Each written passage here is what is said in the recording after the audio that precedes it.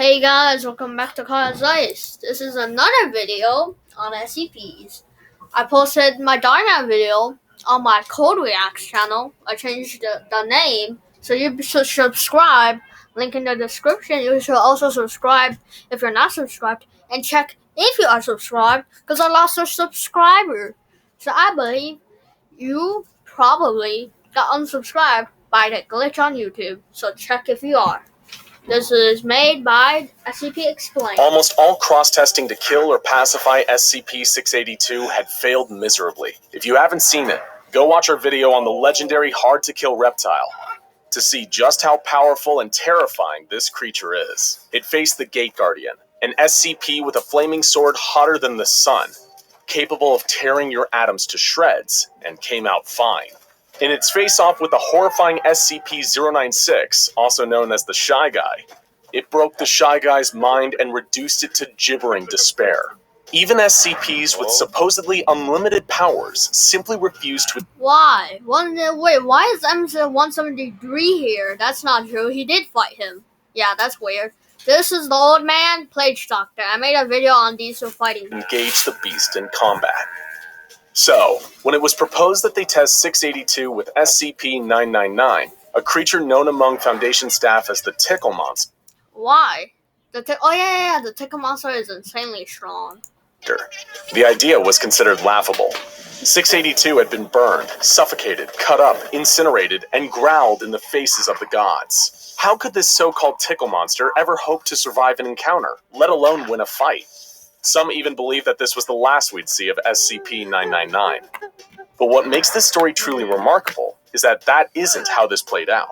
Yeah. As you'll soon discover, SCP-999 is an amazing and unique SCP in and of itself.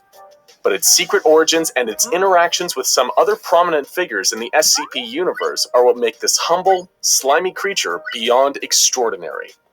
Prepare yourself for the heartwarming, yes, you heard that right, the heartwarming story of SCP-999. Several highly trained agents on 682 Detail placed 999 into the immortal lizard cell. Compared to the giant... Yes, he's hard to kill. All their attempts failed. Yes. Their laser. 173. 106, I believe, also fought him. 096, fire. Reptilian sitting across from it. 999 wasn't much to look at. It's a large orange amorphous blob of anomalous slime. Weighing in at around 120 pounds, SCP-999 was nothing compared to the monstrosity it was supposed to face. While its weight has, in the past, caused minor injuries to some of its human handlers, it has never caused serious or long-lasting damage of any kind to a living thing. Even its diet consists only of candy and sweets, with a particular preference for M&Ms and Necco wafers. It consumes these treats through the cell membrane of its slimy body, much like an amoeba.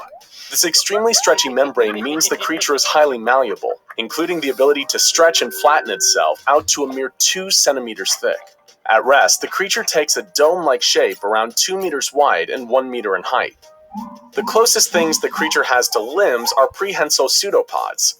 Those are the arm-like projections normally seen on single-celled organisms, of which it has at least 3. The more you hear about this utterly harmless creature, the more that matching it up with the pure embodiment of absolute hatred known as SCP-682 feels downright cruel. In absolute contrast to the misanthropic attitudes of the reptile, 999 loves humans. It has a playful dog-like attitude. Much like an overexcited puppy when approached, 999 will react with extreme joy and slither towards the nearest person in order to interact. It will leap onto them, using 2 of its 3 prehensile pseudopods to hug the person, while the third nuzzles the person's face, emitting high-pitched cooing and gurgling noises throughout. The creature is apparently pleasant in every conceivable fashion, as even its odor has been reported to smell just like the favorite scent of whoever is smelling it. Examples have included chocolate, fresh laundry, bacon, roses, and Play-Doh. It's almost impossible to oversell just how beloved and benevolent this strange creature is. Look, infinity sign. It's one of the rare sapient SCPs to earn the Safe class, and it's allowed to roam freely around its facility at all times, apart from a 1-hour bedtime period between 8 and 9 p.m. In the rare instances that 999 has caused harm to a worker at the facility, it immediately began to back away and contract its body while whimpering in a kind of dog-like apology. The closest the Foundation has ever come to having a real incident with the creature was the time someone accidentally fed it a can of caffeinated cola. Oh, that's a big O. Causing it to become hyper for an hour before becoming visibly queasy. You'll be relieved to know that it's since made a full recovery. But what would happen when this whimsical creature is forced to go toe-to-toe with the Foundation's most ill-tempered monster? The employees observing the test watched in suspense as 999 began to enthusiastically slither towards 682. It's no surprise that after being tortured and almost killed hundreds of times during testing, 682 had grown jaded to the cross tests it was regularly subjected to. When it saw this strange orange blob squelching across the ground towards it, it sighed and groaned, expecting the worst. "What is that?" the creature asked of its gelatinous guest. SCP-999 began jumping up and down in front of 682 like an excited puppy, creating a high-pitched squealing noise. Just as it regarded all living things, 682 thought the creature bouncing around before it was disgusting and hardly worth the effort to destroy. Was the Foundation even trying anymore? With a single vicious stomp, 682 flattened the friendly creature beneath one of its feet. Observers were prepared to charge in and liberate 999 from under 682's claws.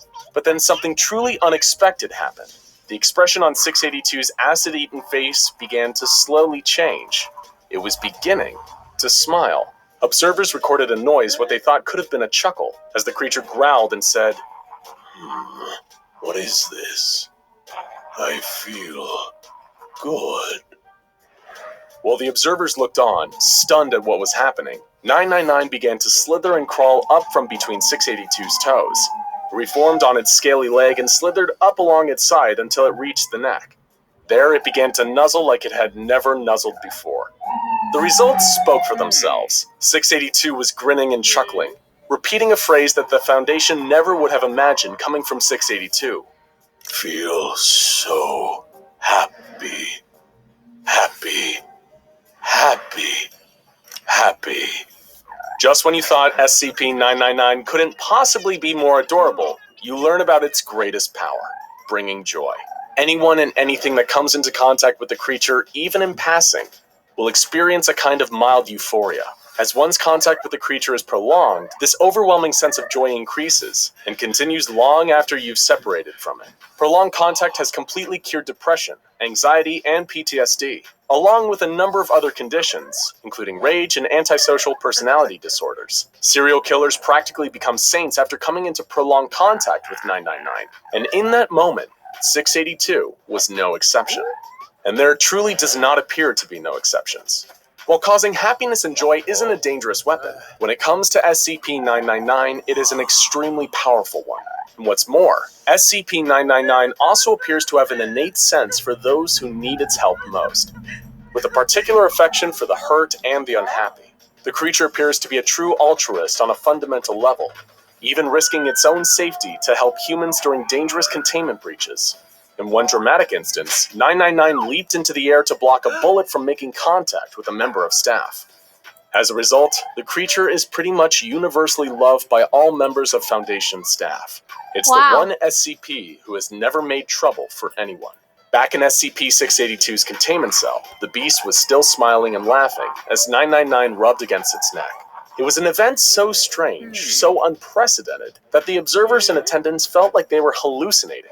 For a few minutes, the monster kept dreamily repeating the word, "happy." But then, suddenly, the creature began to enter a fit of uncontrollable, booming laughter.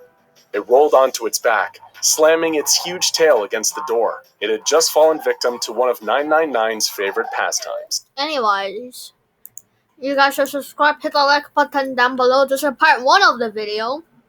There'll be part 2 combining this one and the other version that will play through the rest. And the video, well, it'll be over. So yeah, make sure you're subscribed,